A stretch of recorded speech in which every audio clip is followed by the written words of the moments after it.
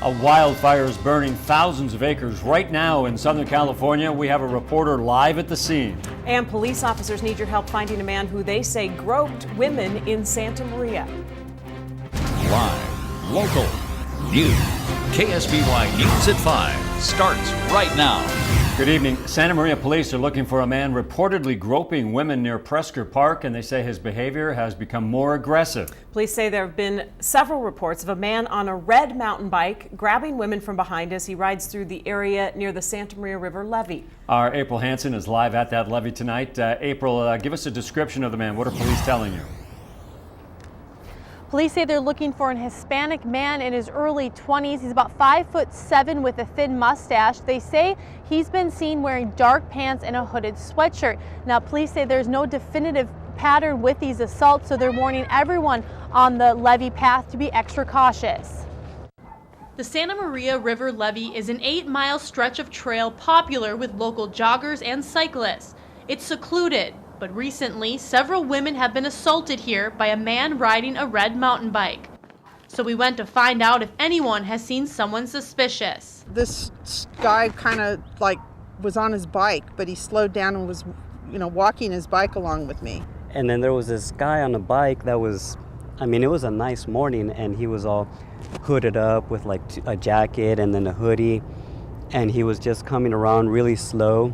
Lieutenant Kim Graham with the Santa Maria PD says there have been 8 assaults reported to police, all very similar. And approaching, it seems like maybe following the victims a little bit, and then when they are in an area where they're somewhat secluded or away from the other people, this guy is going up and slapping them on their rear end.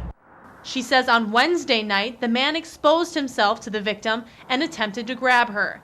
So we are getting much more concerned about this person's behavior, and we want to catch him. Lieutenant Graham says the department believes there are more victims and urges them to come forward. So that we can get a pattern, maybe days of the week this is occurring, times of day, something that may help us, in arresting this person. Lieutenant Graham says the reported assaults have only been on the levee. I was here earlier this afternoon and it wasn't very busy, but tonight we've seen many walkers and joggers here, and like Lieutenant Graham says, make sure you are walking with someone. She says if anyone is assaulted by this man, to immediately call 911. Live and local in Santa Maria, April Hansen, KSBY News. All right, thank you, April. And obviously some people behind you, they're taking that advice about walking or jogging with a partner whenever possible. And also police, of course, saying be aware of your surroundings. Former Lieutenant Governor Abel Maldonado says he is abandoning his run for the state's highest office. Cameron Polam is live from our San Luis Obispo newsroom with this story tonight. Cameron, did he explain why he's deciding to drop out of the race for governor? Yeah, Jeanette, most analysts said his bid for governor was a long shot, and he continued to struggle to raise the necessary funds as well as the necessary support to win. Now, in front of the community center bearing his name, Maldonado reluctantly announced that it was just not his time. The emotional announcement was made in the former state senator's hometown of Santa Maria. He says he will not be running for any other office this year, but says he will still be visible in the Central Coast community. Maldonado, a member of a successful farming family, says he will try his hand in winemaking along with his daughter. He says he'll also continue to be an outspoken opponent of AB 109. I've been involved in AB 109, and I think one of the biggest issues facing California today is this notion of taking hardened criminals from the state level and putting them at the local level. AB 109 has struggled when it comes to getting some funding, but I'm going to continue to talk about AB 109 because it's a very important reform that needs to be overturned. Still in the race are Republican State Assemblyman Tim Donnelly and, of course, incumbent Governor Jerry Brown. Brown has not yet formally declared his intentions to run for re-election. However, he has been raising millions of dollars for the potential campaign. Now, Maldonado says he's always been against politicians saying, I just need more time with family. However, on this day, he says it is just that. He has 3 sons and 2 daughters, one starting college, and says it is just time to take a step back. Live and local in the newsroom tonight, I'm Cameron Polam, KSBY News. All right, Cameron. Maldonado started his political career in Santa Maria, where he was mayor. He then moved on to the state level, most recently serving as lieutenant governor to Arnold Schwarzenegger. We are continuing to gather new information about the pilot of the plane that crashed in Oceano on Tuesday. Pierce Bly joins us now live from Oceano. And Pierce, what have you learned about him today?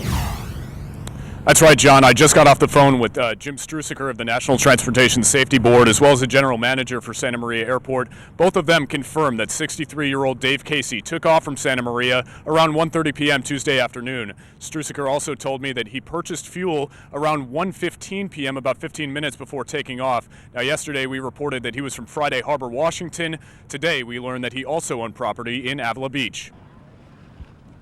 Sonar boats from the San Luis Obispo County Sheriff's Department were in the water for a third straight day looking for Casey. A source close to the family tells me he was a 4-star ranked pilot for American Airlines. That source confirms Casey owned 2 small experimental planes registered through the FAA in Washington state. Officials hope the investigation finds more evidence, and soon.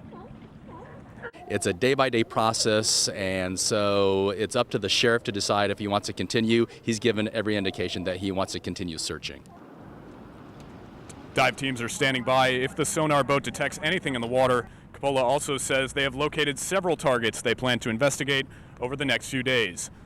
Now, sources tell me Casey loved to fly. He actually lived for it, but was always concerned about safety. He commuted to Los Angeles Airport from Avila Beach to fly out of LAX for American Airlines. We'll have more information for you as it comes in. Live and local here in Oceano tonight, Pierce Bly, KSBY News. All right, good work, Pierce. Thank you so much. Now, officials are planning to continue their search until more evidence is found. And now, anyone who witnessed that crash Tuesday or heard it on Tuesday afternoon is urged to contact the San Luis Obispo County Sheriff's Office. Well, we all know how hot and dry it has been in our state, but are we the hottest in the whole country? Chief Meteorologist Dave Hovde was chatting about the possibility earlier today, so let's put him on the hot spot. Are we the hot spot, Dave? We are, Jeanette. The official word just came down. 91 degrees in San Luis Obispo is the nation's hottest place. Out to Morro Bay we go live, and you can see the reason why. We have clear skies. Those offshore winds have had such a huge impact on our weather. Now by the numbers, here it is. Every major place on the Central Coast broke a record today. In San Luis Obispo, 91 breaks the old record that goes back to 2009, 83. In Santa Maria, 89 today, breaking the record that goes all the way back to 1976. Paso Robles, 81, edging out the old record of 80. Santa Barbara, 84. So temperatures are more than 20 degrees outside the normal. New information today from the Climate Prediction Center for the forecast for the upcoming month and several months out through April. All expectations, high probability of below average rainfall. Right now, we can't buy a drop of rain with a pattern that just keeps storms too far away. A look at live local conditions, 74 in Paso, 70 in San Luis Obispo, 77 in Solvang. So we're off the daytime highs that occurred around noon today, and the winds are weakly back on shore. It is still going to be very warm again tomorrow, some cooling for the weekend, and the extended forecast is dry. That raises a lot of concerns. I'll talk about more of those in weather coming up. Until then, Jeanette, back to you. Well, here's an obvious concern, Dave, fire danger. We head to Southern California to the fire we told you about at the top of our newscast. Firefighters say the progress of the Colby fire has been stopped and 3 people have been arrested accused of starting the fire near the Angeles National Forest. These are live pictures in that forest right now of the flames consuming what looks like some brushland. Jennifer Bjorklund is live in Los Angeles. She's also a Cal Poly grad, so we love to get stories from her. But unfortunately, fire is not what we wish we were talking about, Jennifer. Any homes destroyed in these flames? No. Yes, Jeanette, they're saying now 5 homes have been destroyed. Earlier we heard 3.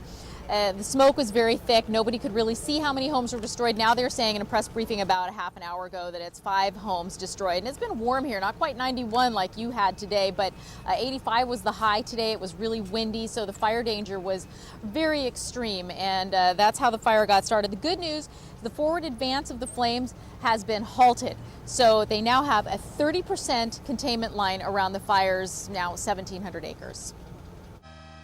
An orange glow pre-dawn could mean only one thing here in the bone-dry foothills above Los Angeles: fire. When I got up this morning at 6, I said, what's it like today? Let me go outside. And I opened the door, and the top of the hill up there was on fire. And so we all ran and got our cameras and started taking pictures. Next thing we knew, the flames were coming down. Ron Galloway lives at the Singer Mansion, the sewing machine estate that's an historic landmark with one of the largest private rose gardens in the U.S. And it only happened, what, a few minutes, and it was everywhere, all around us. Fast enough to take some cars before residents could drive away in them, and some homes and outbuildings lost to flames as well. Erratic winds have sparks hopscotching across the brush that hasn't burned for 45 years. We could get, with a wind shift and that all of a sudden that wind hits those embers, we could get fire popping up throughout this whole operating area. Sprayers and hoses came from a church nearby to supplement the massive assault from firefighters. My amazing members, one of them actually has a 2-inch fire hose, and he brought it out and was watering things down. 3 men have been arrested, charged with recklessly starting the fire. They're being held on $20,000 bond each. Crews are coming in from all of Southern California and from the sky, helicopters, tankers, and super scoopers on loan from Canada in a weather pattern that has brought with it high fire danger for the last few days. Fire crews were ready. Police tell us that a deputy district attorney from LA County is already in with those 3 suspects, discussing the case with them and also communicating with the U.S. attorney, trying to decide how these men will be charged, whether in state or federal court, because they were on federal land when that fire started early this morning.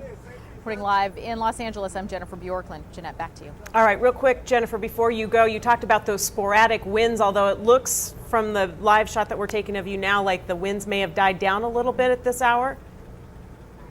A little bit, but we're down the hill, and it's not quite that witching hour when those Santa Anas might come blowing through here. So, they're being very cautiously optimistic. It has not been windy down here for much of the day. Up on the mountain, very, very different story, as we saw the fire swirling around, hopscotching from mountaintop to mountaintop, from tree to tree in front of some of those homes.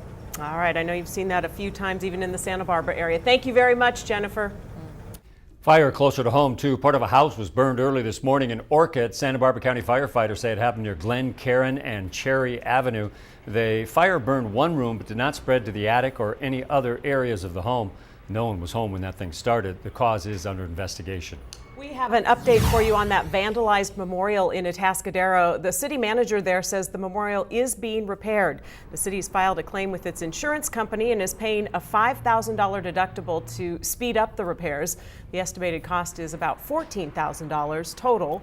Sean David Cronin of Atascadero turned himself into police for driving his truck through the Faces of Freedom Memorial on New Year's Day. He pled no contest to a charge of hit and run and driving on a suspended license. The teachers union at the Santa Maria Joint Union High School District has a new contract proposal to look at. The Santa Maria Joint Union High School Faculty Association picketed in front of the school board meeting last night. To their surprise, during the meeting, they say the board presented a new proposal, but the association said it needs more time to sort through it and didn't want to rush any negotiations last night. District officials say the new proposal includes raises, the potential for teachers to teach additional periods to make more money, and making class sizes smaller. The next negotiating session is set for February 3rd, but both the district and the faculty association say they hope to meet sooner. Despite the warm weather we're having in January, some local kids got to have a white winter today. 4 kindergarten classes at Pacheco Elementary School in San Luis Obispo got to play in the snow. About 80 kids got a 2-hour break to enjoy some hot chocolate, too. The children have been learning about snow and changes of state, and so we come out and we play in the snow so they have an actual experience of what snow is and how it changes. The kids were able to slide down a hill and build a snowman, and luckily those hot temperatures didn't melt that snow too quickly. It's ironic the day they chose to do that The ends up hottest being day. the hot one. Yeah. Wow. Okay, a day like this, you just can't get enough of sunset shots. Let's head out to Cayucas Live, thanks to our friends at Offshore Theater. I hate to say it, John, but I'd rather be sitting at Schooners than next to you right now watching that sunset, but great that we can see it through our live feed from Offshore Theater. Schooners or any place along the coastline. So beautiful. And later, Amsterdam has come up with a unique way to help alcoholics become productive members of society. We'll see what the city is paying them to do and how they're paying them. Now, your live, local TrueView 6 weather forecast with meteorologist Dave Hupty. We start live at Shell Beach tonight, and it is clear. It is still warm out there. The winds have been offshore.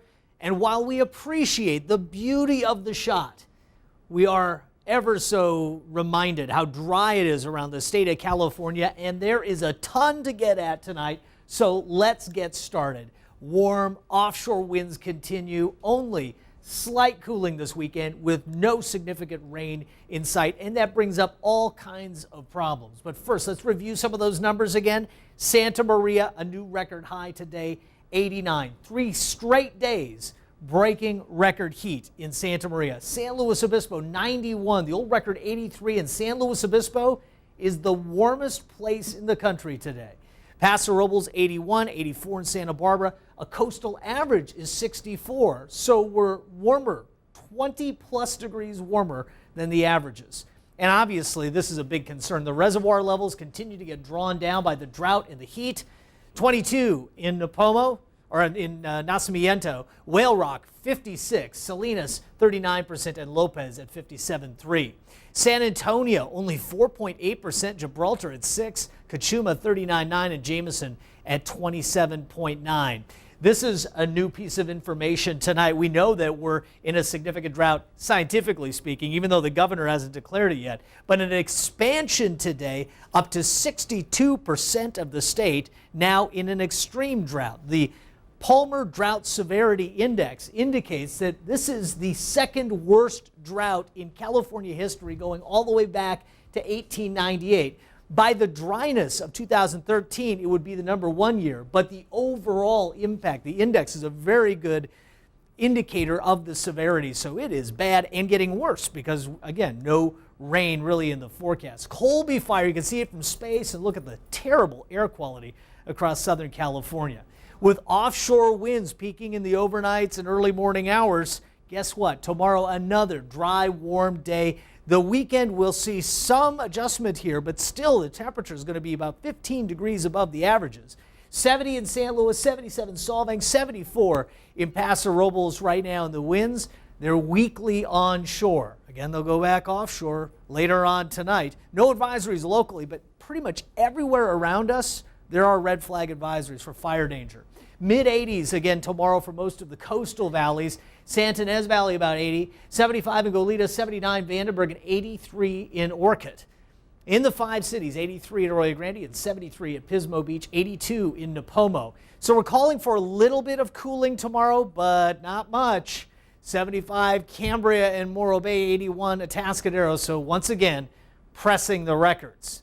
For the weekend, temperatures cool down just a little bit by Sunday into the upper 70s, then back up into the 80s in Santa Maria Monday and Tuesday.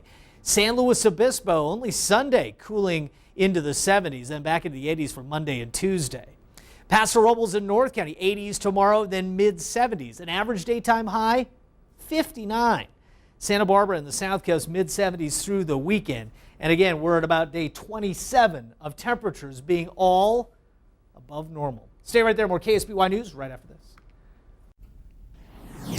In news around the world, thousands of protesters marched toward Bangkok's revenue offices today in Thailand. It was their latest move to try and bring Thailand's government to a standstill. The protesters have sealed off other government buildings and ministries and blocked major road junctions. They're trying to stop the prime minister elections in 3 weeks in order to have a fair vote, they say. So far, the government has left them alone in an effort to prevent violence that might trigger an army intervention. A blistering heat wave is sweeping over southern Australia, even worse than the warm temperatures we're seeing here. The sweltering temperatures have lasted for a week there. In Melbourne, the mercury is expected to rise to 111 degrees, 2 degrees higher than yesterday. Adelaide could reach 114, which would make it the world's hottest city today, according to the United Nations World Meteorological Association. Really affecting the Australian Open, if you've been watching that in the middle of the night. A unique program in the Netherlands has alcoholics cleaning city streets, and they're paid with beer. 2 groups of 10 men work 3 days a week picking up trash in Amsterdam. For their work, they get paid 5 cans of beer a day. They also get paid $13, 1 hot meal, and a half packet of cigarettes. The government funded Rainbow Group Foundation is behind this program. Its director believes that keeping the alcoholics working gives them fewer hours to drink. In tonight's Healthy Living, surgeons in England used a gene therapy technique that helped improve the vision of 6 patients who would have otherwise gone blind. The operation involved inserting a gene into the eye cells. Scientists say it revived light-detecting cells. The professor who led the research says he was very happy with the outcome. Doctors involved say the treatment could eventually be used to treat common forms of blindness. Still ahead on KSBY, it may not be an Olympic sport yet, but it's been around for a long, long time. We're going to see what some trusting husbands in Japan are letting their wives do. We'll show you when we come back.